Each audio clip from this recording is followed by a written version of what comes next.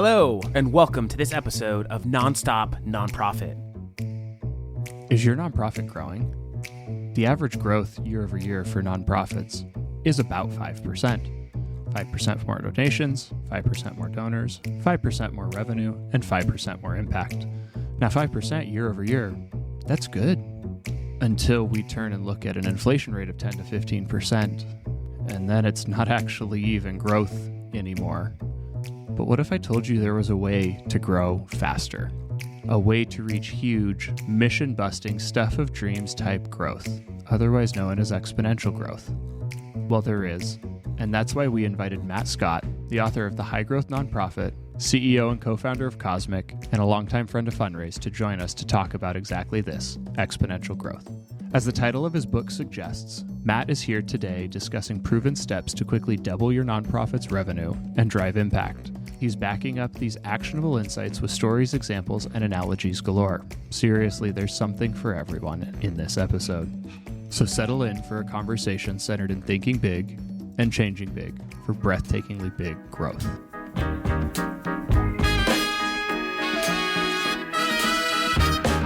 It is your number one priority to ensure that your business can continue to deliver on its mission, whether it's this year, next year, and beyond. So we're creating this inclusive environment, building between diverse communities to ensure that our young people can thrive. I'm always so baffled when I do webinars. There's always somebody at the end who raises their hand and says, I'm the development director. Should I have access to the budget? I'm always like, yes, you've got to know that. The best thing you can ever do as a nonprofit leader is spend as much money as possible on your story. Then you're doing it wrong. Okay. That is unacceptable, and that is not the way to run a board. The best thing that we can do is just raise as much money as possible and then give it to the people around the world. If you're going to be sustainable, you have to have a multi-channel strategy to reach all of these different generations of donors however they want to be reached. One of the principal values that we carry as an organization is to lift grace over guilt. And we believe that grace is the greatest agent for change that anyone can ever experience. We all need each other in terms of other nonprofits working together to solve things.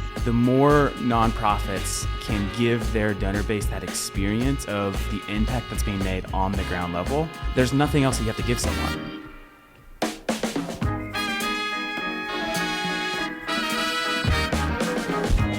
This is Nonstop Nonprofit. Hello, and welcome to another episode of the Nonstop Nonprofit Podcast. I'm David Schwab, your host and Director of Growth and Marketing at Fundraise. Today, we have a longtime Fundraise friend, founder and CEO of Cosmic, Matt Scott. Matt, thanks for joining us today. Stoked to be back here. Thanks a lot, David.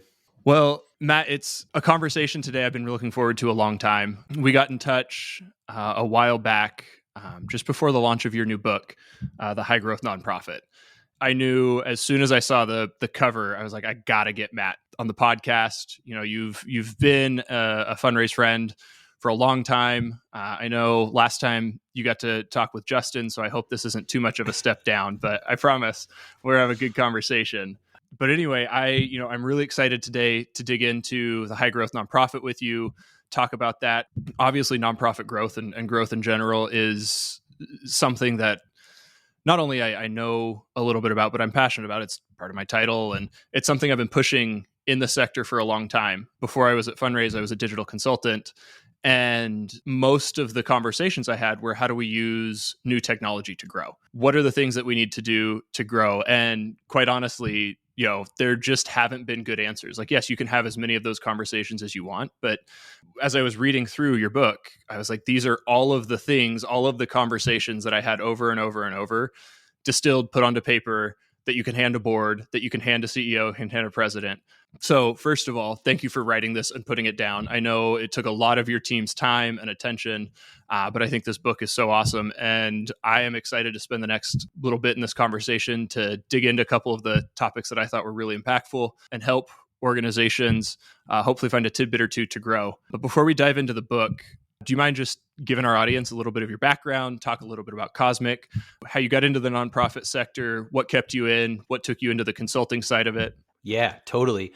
I'll say what's going to probably keep me in is your intro. So thank you for that build up, man. That was nice of you for taking the time to read the book. I appreciate it. Yeah, I'm Matt, and I've been in the nonprofit sector for a little over a decade. I think that what I like most about this sector is we all have these big missions. We all have these big audacious goals programmatically, right?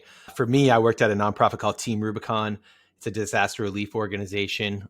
We were repurposing the skills and experience of military veterans to respond to natural disasters. And we had this like crazy, audacious, big goal to be the best disaster relief organization in the world. And that just felt like a really awesome place to park my passion. You know, I'm not the smartest person in the room, but I'll be damned if I'm not the hardest working. So I figured if I'm going to do my time, you know, professionally, just working it, grinding it out, I might as well do it at a place that I was inspired by the work we were doing. So that's my background, man. I come from the nonprofits. I come from high growth nonprofits and been doing growth consulting for a little over a decade with all kinds of incredible nonprofit organizations that inspire me and keep me motivated on the regular. Right. Well, just because I think you intentionally didn't say it, but I will say it for you. As we start talking about growth, and you mentioned being part of high growth organizations, your time at Team Rubicon wasn't full of stagnant growth either. Can you just remind us and our audience what, when you started at Team Rubicon to when you ended your time at Team Rubicon, what was that growth like? Yeah, I was there for 7 years. And when I started, we were at about 275,000 in annual revenue. And when I left, we were at 51 million in annual revenue. And yeah, it was a crazy and wild ride, and I can share more about it. But actually, oddly enough, before that, I worked at another high growth nonprofit, but it was more established. So we went from tens of millions of dollars to hundreds of millions of dollars in a really short period of time. I was there for about 3 years, but it was an entirely different maturity stage. So I got to do it at a stage of organizational maturity at an organization that had been around for decades, but brought on new leadership with a vision for growing. And then I got to do it in a very entrepreneurial setting. And so, yeah, I think also, I hope what's reflected in the book and hopefully in this conversation too, is that a lot of this stuff I found scales up, scales down, scales across. Like these are just they're specific, tangible ways to grow in any environment where you're trying to make the most out of, not having enough time or money in order to execute all your ideas. So yeah, anyway. Yeah, it's awesome. So I think that's a perfect segue into what I wanted to have you on and talk about today. Because one of the things that I felt so often is a fear of growth. The nonprofit sector talks so often about the 80-20 rule, and I'm sure you're well familiar with it, but 80% of every gift given needs to go directly to the cause. Yep. And if you don't stay within that 20% of overhead, I hate that word, by the way, but if you don't stay within that 20% of overhead, you're a bad nonprofit. And I think that's led to a fear of growth. But with where we're at today, I think where I wanted to start the conversation is why organizations should be mindful of growth and should want to grow, and what the opposite of being growth minded is as a nonprofit today. Yeah. Great point. And you're right, David. Like, I think that's one of the biggest challenges in the nonprofit sector is, if we're in a for-profit sector, especially if we're investor backed, but, regardless, right, we get to think further out. We might get to think about customer acquisition costs 2-3 years out, having that return on investment. What's the total lifetime value of that customer versus the acquisition cost? And an acquisition cost is not just, the true marketing sense, which I can't wait to pick your brain on, more about that than I do, but it's also like the whole infrastructure, the technology, the people, the content creators, all of that stuff goes into acquisition. And nonprofits are challenged because they have to have that return on investment within the first 12 months, within the calendar year, not even within 12 months, within the calendar year or fiscal year, right? And that's a huge challenge. So, but at its core, like what I've seen literally hundreds of times, I've done this now hundreds of times with nonprofit leaders, helping them very quickly grow. By that, I mean, double, triple their revenue over a 2 to 3 year period. What I found is that most nonprofit leaders are not allowed to think big enough. They set their targets really low. And so the very first exercise we go through with a client is transitioning from an incremental to an exponential growth mindset. And it doesn't mean necessarily that you're spending more money to get there. That's the important thing. And that's what ties back to your question around, the overhead. We actually sit clients down and we say, okay, let's get around a whiteboard and answer this simple question. How do we double our revenue with half the resources over the next 3 years. And what we found is like by creating a resource constrained environment, you actually you lead to like these really creative and innovative ideas, but most importantly, it leads to like ruthless prioritization. So what I like about an exponential growth mindset of thinking like we can in fact double, triple our revenue over a 2 to 3 period, we don't have to spend more to do it, is that it gets you, it shakes you out, especially for an established organization who just keeps doing what they've been doing just a little bit better each year. It gets them out of that mindset. It gets them to think differently. And it's how you can then make these bold, calculated risk with some level of, comfort in knowing that you're going to see a return. It's just not possible if you think, how do I take my rubber chicken gala every year and make it a little bit better? Like you're never going to invest in technology like Fundraise. You're not going to get HubSpot. You're not going to like do these things. You're just not, if you're always thinking about, let me just take the way that we've been doing it for the last 20, 30 years and do it a little bit better, if that makes sense. It's such an important point here, and reminds me, we just released an episode with my friend Andrew Olson. I'm not sure if you know him or not, also a consultant in the fundraising and nonprofit leadership space.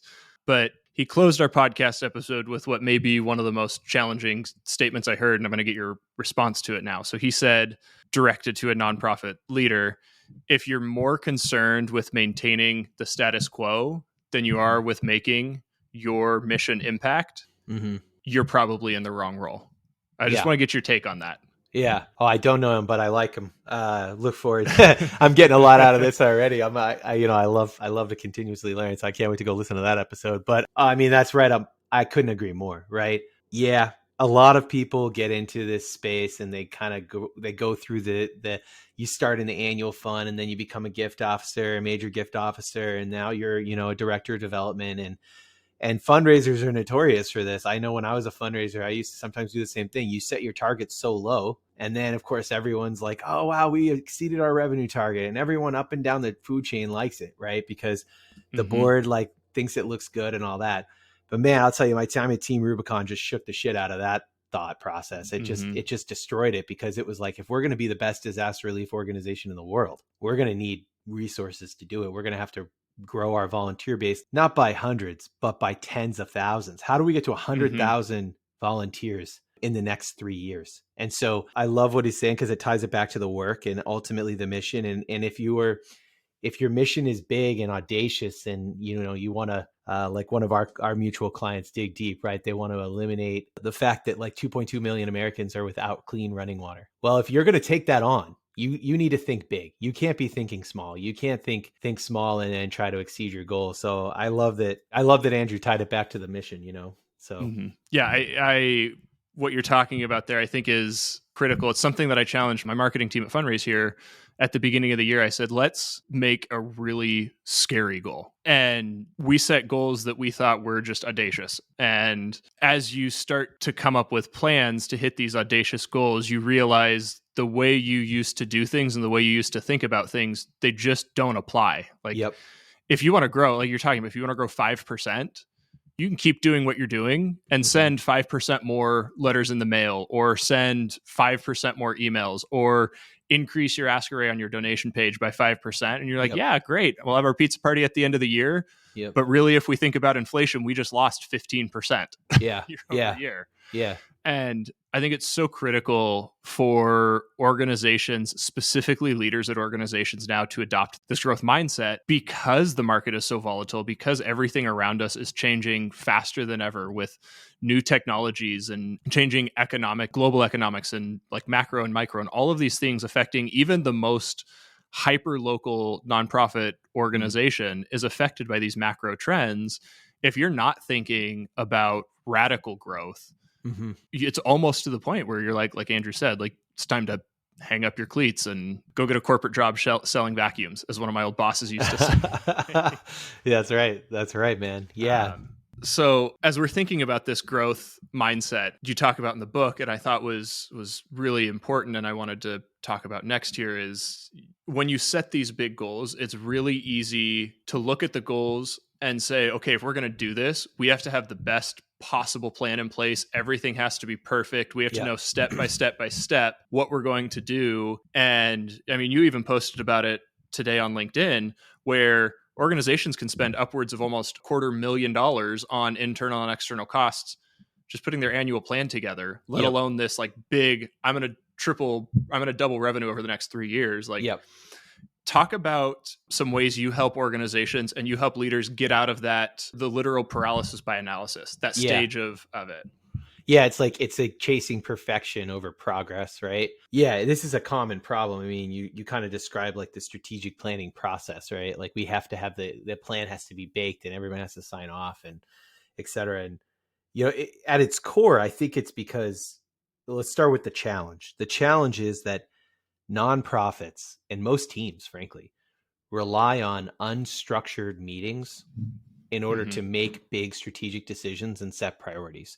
Unstructured meetings are where you invite a bunch of people to a room, like, I don't know, 6, 8, whatever, your leadership team. And you say, okay, what's going to be our big strategy? And you end up just talking in circles. And ultimately, the only thing that comes out of that is another meeting.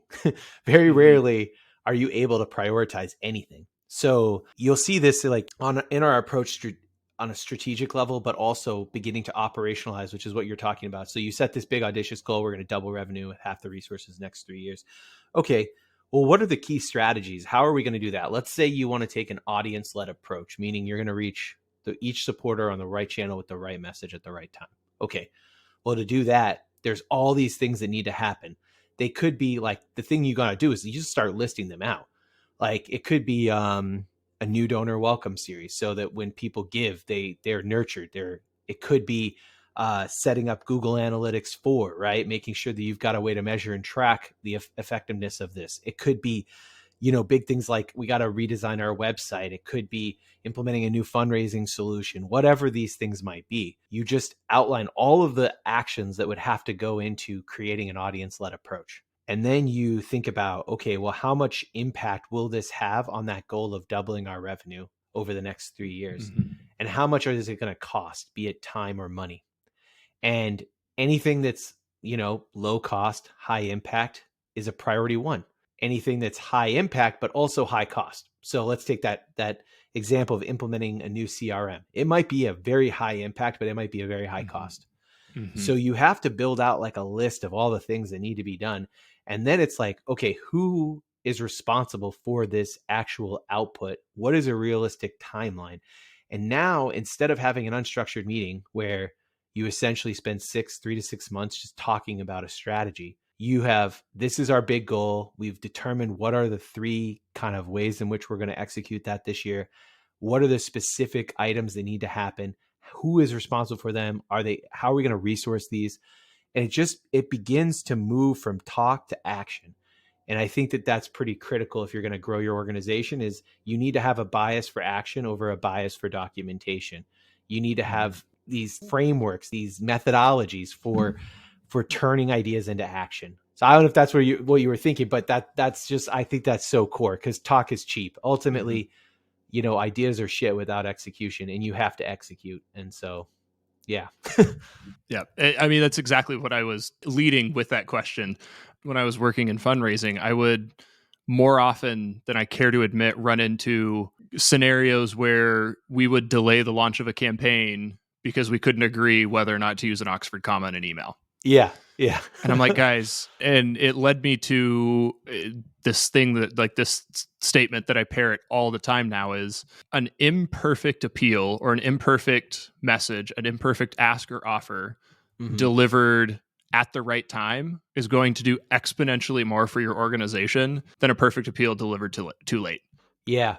I actually have a great example that comes to mind for me. Like, again, I came from disaster response, right?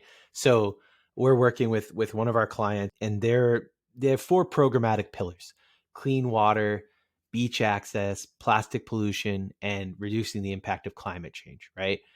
And they've got an awesome tech stack. They got a great website. They got all that stuff. Well, when this historic flooding happened in California, there was a need. Like on our team, we identified, hey, this seems like an urgent appeal moment. you got to get out there and ask for money. This is not an organization that typically responds to natural disasters, but this historic flooding literally hit all 4 of those programmatic pillars. We're going to have, clean drinking water is going to be jeopardized because we got to do water testing out there. Plastic pollution is going to come up on the beach. Obviously, this is the impact of climate change, etc. Well, because they took too long to even determine whose decision is it, whether we're going to go or no go. And then once it was go, it was like, okay, we need it to be perfect. And how is this going to impact we had to get programming to buy in and all these different stakeholders. And it was like, boom. Then they had the perfect message. The message was beautiful, but the timing was completely off because that news cycle is so tight now. And so we used to see this all the time at Team Rubicon, where we would have to move up further and further up the solicitation. And one thing that we did that was just game changing was like, don't worry about it. Literally, we would get out in front of a disaster and we would send out a solicitation. And if we ended up not responding to that disaster, because thank God this hurricane didn't hit the coastline and it stayed out and fluttered out or whatever, we would reach back out to those folks and we'd say, hey, we took this money. We appreciate your support. It allowed us to get the resources that we needed in place in order to respond. And we don't need to respond to this one. We're so thankful for it. Would you like that money back, or would you like us to apply it to the next disaster? And literally, I am not kidding, David, we never had a single person ask us for that money back. But when we missed that cycle, when we missed that news cycle, we would just raise hundreds of dollars instead of hundreds of thousands of dollars. So timing is everything. And I think what you're talking about there is so important. Is timing matters more than content, more than anything. I remember working with a huge organization right at the beginning of COVID, and it was like February, March of 2020. No one knows what's happening. This organization's headquartered in New York and San Francisco. So they're literally the epicenter of everything. And like, we don't know what to do. This impacts everything we do, but we don't do anything to impact it. So like, we can't go ask for funds. We don't know what's going to happen to our donors. And their CEO sent an internal memo. And I was like, why don't we just send that to everybody? Yeah. It was a text only email. It wasn't formatted. It wasn't designed. It didn't have header, logo, imagery, anything. I was like, why don't we just send that? Yeah. And to their benefit, they said yes. And it was their single biggest fundraising appeal of the year. And it wasn't even a fundraising appeal. Yeah. See, get out there, right? Like, I love that. I mean, that actually lends itself to another thing that nonprofits, whenever they do this, it always works, is like, donors are your investors. They're investors, right? So treat them like investors. The founder of Fundraise, Justin, a friend of mine now, he was at Liberty in North Korea, Visible Children before that. Yeah, like they treated their donors like investors. So what you're sharing, that CEO letter that's just going out, that's raw, it's real, it's authentic. And it explains that we're in the middle of a crisis. Here is what we're doing about it. That gives people faith. First of all, it just brings your brand up when maybe they're not thinking about you. And then secondly, it gives them hope that like you're thinking about how this is going to impact the organization's ability to meet whatever your mission is. And I love that you share that story. That's such a practical thing. It's just like, get that letter out there, Yeah. And now, enjoy this break from your friends at Fundraise, the nonprofit industry's most innovative fundraising platform. Fundraise provides exceptional, innovative, and friendly fundraising technology focused on nonprofit growth. Made for fundraisers by fundraisers, our state-of-the-art platform integrates every core aspect of front and back-end fundraising management into a convergent platform perfect for nonprofiteers like you. Every day, we celebrate nonprofits like UNHCR and National Wildlife Federation as they trust Fundraise to power fundraising campaigns around the world. Warning, we go through a lot of confetti. Get started raising the funds and the fun at fundraise.org. That's funraise.org. Now that you've heard how Fundraise can level up your fundraising game, let's get back to the conversation. Changing topics a little bit, but very much in line. Another very much in line with not just being a growth-minded organization, but an organization that's able to act on their growth mindset. It takes a very specific culture and a very intentional approach from leadership down. And one of the things I thought was so interesting in your book is you talk about an organization hits 4 growth milestones, give or take, in their history, where they go from being founder led and founder part of everything to having the first layer of management, and that founder's not involved in the day-to-day anymore. And then they go to like, okay, now they're a large enterprise type organization, and now they're an international organization. And you give some great examples of these in your book, but I wanted to talk about that, like that culture, because it could be scary when you reach those points where you're like, hey, I like, especially as a founder, as a leader, like I have to let go of control. So I want to talk a little bit about like your conversations and how you coach leaders through those big milestones and maybe assuage some of the fears or pain that comes through those big changes. Yeah, totally. So you're kind of talking about, we talk about how like the evolutions and revolutions of organizational growth, and as you move through this process of growing, inevitably what works right now to solve the pain points and the problems that you're experiencing are not going to necessarily work in the future. So yeah, first you're this entrepreneurial organization and you're really dependent on the founder of the organization. And I bet the majority of nonprofits listening probably fall into that category, because we know that 85% are less than $1 million in annual revenue, right? So they're out there and they're founder led, and that person is picking the technology. They're doing everything. They're sending the donor letters out. They're trying to figure out just like every little thing that has to be done, right? Well, as they start to like go into the next phase of growth where they're building a team, and maybe that starts with the board and volunteers or 1 or 2 paid staff members, ultimately those folks are going to begin to need direction. They are going to need leadership. They're going to need autonomy too, though, right? To take action. And so you've got this very like entrepreneurial place where you're just telling them where you're going, and then you're giving them some direction, and they're supposed to just go out there. Well, the same thing happened like at Team Rubicon. Like I always thought like, I'm a builder, I'm a doer. So you have your own personal brand, you have your own personal sweet spot, your own superpower. And for me, it's like, I'm a builder and a doer. I'm not a maintainer. So, but there came a point in Team Rubicon's evolutions and revolutions when the breadth of my job began to shrink, right? Like I wasn't doing as much breadth, but it was like going deeper. And there had to be structure, there had to be rules, there had to be a process for like making decisions around technology and implementing that technology. There's a process. And so for some, it might say, oh, well, that's red tape. Well, yeah, if you're at an entrepreneurial stage where you need to move quickly, that's probably the case.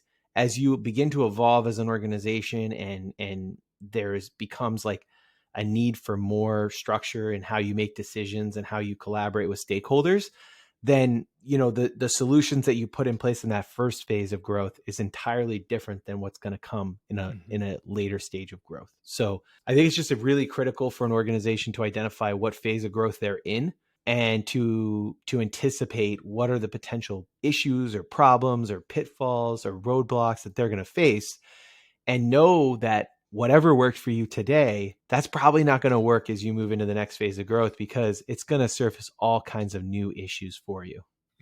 Yeah, I think it's that fine balance of putting a safety net in. So if you fail, you don't fail too far, but not enough guardrails where it's like bowling with kids, the bowling alley where you can't do anything but bowl a strike. Yeah. It's a tough place as a leader too, because you failed and you don't want others to have to go through or repeat that failure. But that's also part of the process of learning to raise up new leaders in an organization is creating those guardrails, but allowing the room to fail with things in place. So like you said, it's red tape, but red tape pointing people in the right direction. Mm-hmm. Yeah, you're almost talking about another thing that I really like is like failing forward, just making sure like we tried stuff all the time out, and we do for clients, we try things all the time because we're trying to double revenue with half the resources. So you're going to have to take some bold calculated risk. And sometimes those risks are not going to pan out. Sometimes the investment's not going to work, but it's about like identifying, well, okay, this probably makes total sense to you as a growth marketer, but like, what are our leading indicators that this strategy is working? What are our trailing indicators, right? And you don't have to actually wait for a trailing indicator to know. You need to give something enough time. But okay, let me use a specific example. Let's say you're like, okay, our nonprofit is going to begin to use paid media to reach new donors on LinkedIn. LinkedIn's super expensive. So I'm using that example specifically, right? It's like, yeah, yes, I know. Yeah. So like getting qualified leads, of course, they're higher quality, but it's very expensive compared to other social platforms, right? Okay, well, what are your leading indicators? Like, what's your website traffic look like? How many of those folks are subscribing, right? They haven't yet given you any money, and you don't yet know how. Let's say you're trying to build a recurring giving program for mid-level and major donors, and you're going to go after LinkedIn as a way to target like executives making a higher income, right? But not crazy high income. So they're not major donors, but like, hey, you could afford $250 or $500 a month, right? Okay. Well, that's a little scary, because if you're waiting until that trailing indicator shows that you've given that, most people aren't going to start with a $500 a month donation. So what are the leading indicators? What's that website traffic? What does that conversion rate look like for new subscribers? How many of those folks are donating? Of those, what percentage of those folks are engaging in your content? Those are leading indicators of whether or not the platform, that channel is working to grow your mid-level monthly giving program. Anyway, just a thought. Yeah. And I mean, it's so important, as specifically as fundraisers, to understand the nuance between leading and lagging indicators and how they work together. I remember so often I would be trying to push organizations to build marketing funnels, and it was such a foreign term to them, because it's, a fundraiser lives and breathes by their ROI. I spent $1 here, I made $2, $3, $4, $5 here, or I didn't, and I can't live with that. So kill everything that's not a positive return. And so often I'd have to have conversations. Okay, yes, this channel is losing money, but when you invest at this channel, building your brand, building your reputation, building your awareness, you see the return in these lower channels. Do you see how when we turned on this channel, your lower funnel channels grew their return? You were averaging 2.5 to 3, and now you're at 4. Yep. That didn't just happen because you kept spending money there. It happened because you invested in other places. So it's looking at the full picture, but also understanding when to say, okay, this isn't working, and I'm going to cut my losses before it doesn't work even worse, right? Yeah. Well, what do you think are some of what are like the most critical, leading versus lagging indicators? I always come back to engagement versus return. So your leading indicators are always going to be engagement. Engagement looks different, obviously, on any different channel you're in. Whether like email engagement looks very different than direct mail engagement, looks very different than organic social or content, looks very different than advertising. But each channel you're investing in, each platform you're investing in, has its own core engagement metrics. And you and I could spend an entire hour talking about the engagement metrics and those leading indicators on each of those channels, I'm sure. But you've got to look at those first, because that's going to tell you what's going to happen. Those lagging indicators, your revenue, your return, your conversions. So that engagement is going to influence how many people come to your website, how many people see a giving experience, how many people make a gift, what the volume of that gift is, how those sizes are, those average gifts, whether or not those gifts are one-time or recurring. And then further down, you're even looking beyond that first conversion is, okay, how do these people who came in through this channel perform once they made the gift? Are they one-hit wonders? Or do they give like my normal donors? Or do they give at a higher percentage than anyone else on my file, right? I remember, it reminds me, I was working with an organization and they'd never done segmentation on their email file. And I said, let's do some real simple segmentation. Let's bucket your general donors, your mid-level donors, and then instead of sending the same thing to everyone, let's also pull out your lapsed donor segment and see if we can't reactivate those donors. And we found that when we pulled those donors out and spoke to them and reminded them like, hey, once you really cared about this, something may have changed, but we'd like to invite you back in. Like these are people who haven't given in 2-3 years. Not only were they reactivating, but they were reactivating and proving to be higher value donors than their current file. Interesting. Simply because they chose to, a little tangent, but not necessarily related to early and late indicators, but they chose to speak to these donors in a different way and engage with them directly on the channel they were in. We saw them come back in, and it is that lagging indicator where they came in at a higher average gift, at a higher conversion rate, at a higher value, and stayed on the file longer, one, than the new donors they were acquiring, but also their general donor file. Yeah. So I thought that was really interesting. Yeah, exactly. I actually think that kind of email segmentation is where we probably see the biggest ROI when we think about how to customize that experience, especially during a campaign. If you can just break it out and then treat those folks differently, yeah, it's pretty incredible. We've seen really strong ROI. So I'm glad you gave that example. Yeah. Well, I think this brings us right into the final topic I wanted to talk about, and I think it's such an important topic for not just leaders, but everyone who works in the nonprofit sector to be really mindful of, and that's technology. We're at a point in time, and this is why I chose to come to the tech for good space and work at fundraisers. We're at a point in time where organizations don't have to settle for bad technology or technology that was not built for them. We're at a point where there are so many options for every different type of organization, every different type of cause to have tools built specifically for them. You talked about Justin and the founders at Link. That's how Fundraise started, is they said, we don't have a tool that's right for us, so we're going to go and build it. And they realized if it works for us, it might work for someone else. And it does. And that was, nearly 10 years ago now. But, so we're at a point where technology is part of everyday life of the nonprofiteer, not just outside of work, but at work. So what I want to talk about here is how you help your clients and the people you consult with. How do you help them, one, adopt technology and get more familiar and comfortable with technology, but also analyze their tech stack and analyze the tools that they do have and potential gaps or pitfalls. And then the next part of that is, okay, you've got your gaps, you've got your pitfalls. What kind of conversations and what kind of questions do you help them ask to find what's the right fit? Yeah. Great question, because I see technology as a big driving force for growth and scaling, especially when you're limited resources on the human capital side, on the people side. This like so many of the things that we do here at Cosmic also comes from our experience working at a nonprofit where we hired a technology consultant. We met with a junior business analyst for an hour. They told us exactly what tech stack we needed. We paid a lot of money to implement it. And what we ultimately were delivered was like this Ferrari. And we had no pit crew to get this thing around a track. And what we needed was like a Kia.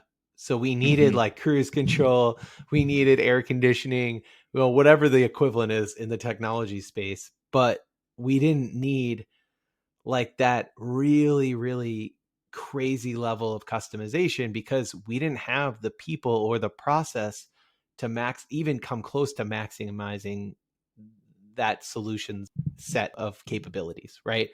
So a great example is like Marketing Cloud, right? Like nonprofits who are sold Marketing Cloud. I don't mean to bash any one system. Marketing Cloud is incredibly powerful. It's incredibly powerful.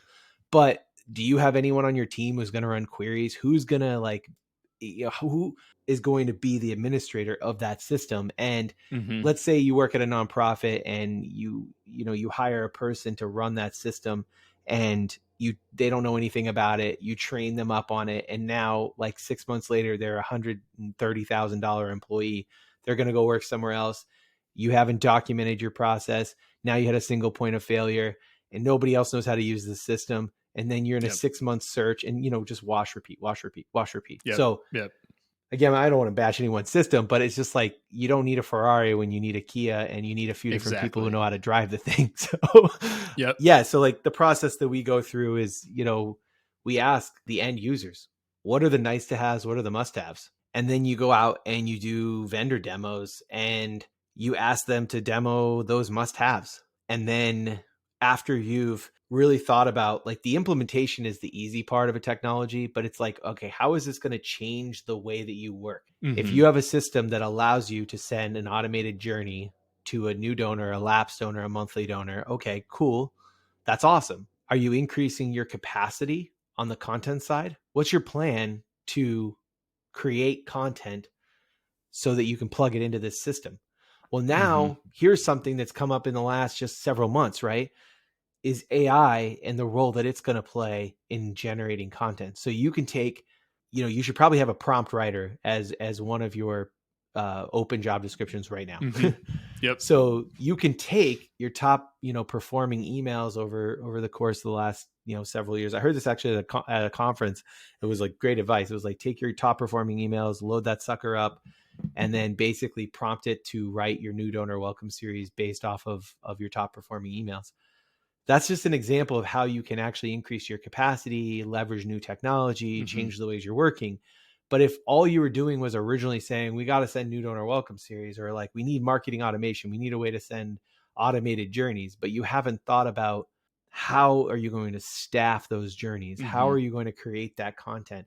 Who's going to be out collecting those stories? The ways in which you're working have to change alongside your technology, or else you're going to end up overbuying tech. And the worst part is that your board or your people who are in authority over budget, who aren't actually on the ground at the 1,000-foot level, and they don't understand why this technology hasn't worked, and they're going to write off the whole idea of growing your mass market audience, for example. Yeah. It's something I've always said a lot is technology doesn't solve anything.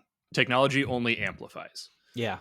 And it's come up a lot in the conversation with AI, but in general, technology is just a tool, and tools don't do anything without someone wielding a tool. Yeah. Now, we may by the time this podcast launches, airs, like AI, there could be a total different conversation. AI is doing some crazy stuff, but as of right now, day and date, you still need someone to run an input, someone to make sure it's running in the right direction. Like you said, that owner, that internal owner. And so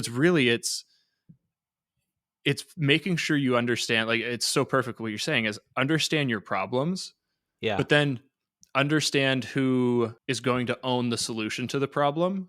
And then you'll be able to plug in and find that technology. And also, like, so often I've seen, like, hey, we need a new giving platform, or we need to be able to do marketing automation. We need to be able to do all these things. But really, the problem the problem that's being fixed by these tools is we need more revenue. Well, revenue isn't you can use tools to drive revenue, but maybe you don't need a whole new platform and go through the expensive process of getting on to the, like you said, that Ferrari versus Kia is such a perfect example. Like, and oftentimes most of your problems can probably be solved by the tools you have today.